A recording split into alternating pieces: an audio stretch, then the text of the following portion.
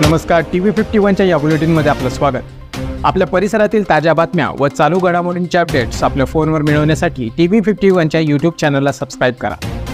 बातम्यांचे नोटिफिकेशन्स मिळवण्यासाठी बेल आयकॉनवर क्लिक करायला विसरू नका।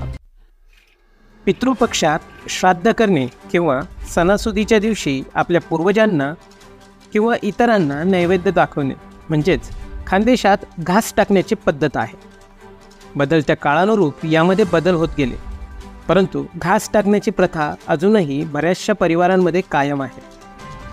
विज्ञानवादी लोक या गोष्टींना मानत नसले तरी यामागे सुद्धा शास्त्र आहे। नेमकं पितरांना आपण दाखविलेला नैवेद्य कसा मिळतो? मत्स्य आणि मार्कंडेय पुराणात याचे उत्तर सापडते। मत्स्य पुराणात श्राद्धासंबंधी एक प्रश्न उपस्थित केला आहे।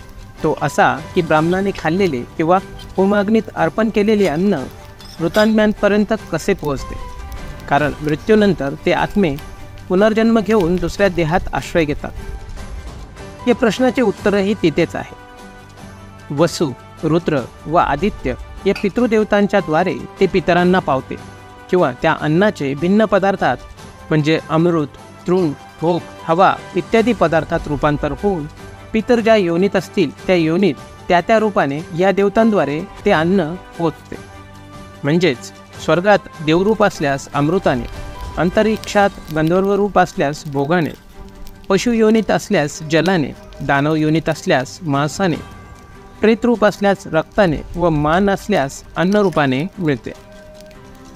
श्राद्धाच्या वेळी योगी, सिद्धपुरुष व देव हे भिन्न रूपे घेऊन पृथ्वीवर हिंडत असतात व ब्राह्मणाच्या रूपाने श्राद्धविधीचे निरीक्षण करायला येतात, असे वायू, वराह, विष्णू पुराणात सांगितले आहे। त्याप्रमाणे श्राद्धाच्या वेळी योगी व संन्यासी याला भोजन दिल्यास पितर अत्यंत तृप्त होतात, असे मार्कंडेय पुराणात सांगितले आहे। थोडक्यात आपण अनन्य भावे शरण जाऊन जसे देवाला नैवेद्य दाखवतो त्याचप्रमाणे देवरूप झालेल्या पितरांना दाखवलेल्या नैवेद्य ऐनकेन प्रकारे अर्थात कोणत्याही मार्गाने त्यांच्यापर्यंत पोहोचतो।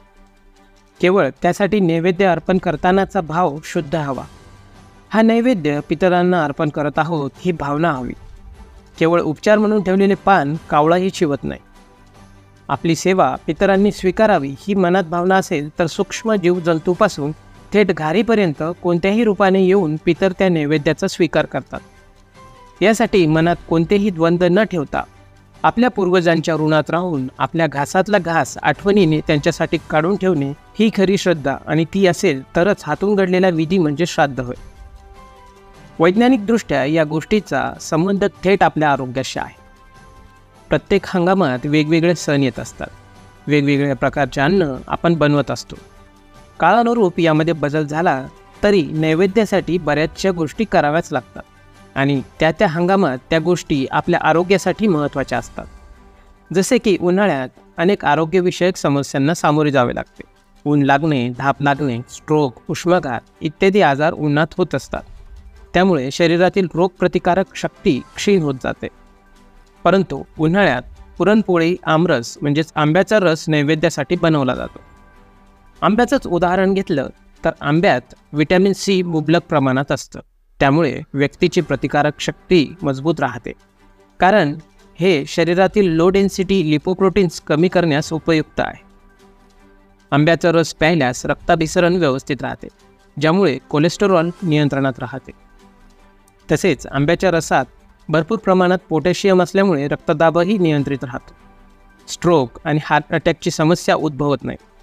याशिवाय आंब्यामध्ये व्हिटॅमिन ए असल्यामुळे हे डोळ्यांसाठी अत्यंत उपयुक्त असते। ही माहिती तुम्हाला कशी वाटली आम्हाला कमेंटद्वारे नक्की कळवा। TV51च्या YouTube चॅनलला सबस्क्राईब करा। बातम्यांच्या नोटिफिकेशन्स मिळवण्यासाठी बेल आयकॉनवर क्लिक करायला विसरू नका आणि हा व्हिडिओ जास्तीत जास्त शेअर करा।